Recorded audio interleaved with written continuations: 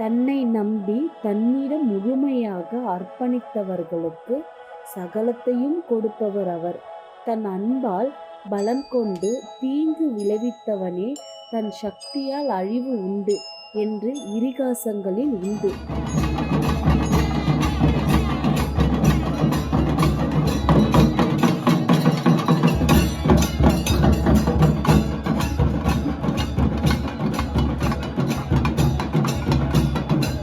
ஓம் நம சிவாய என ஏகினால் உலகில் நமக்கு இளைப்பாறல் கிடைக்கும்.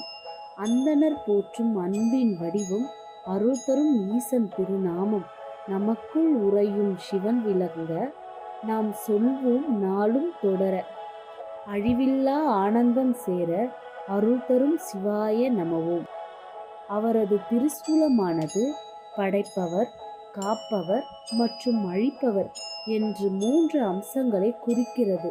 சத்வம், ரஜஸ் மற்றும் தமஸ் போன்ற குணங்களை கட்டுக்குள் வைத்திருந்த சிவன் மனமோ புத்தியோ உள்ளிருக்கும் அமைதியோ குரலோ அல்ல.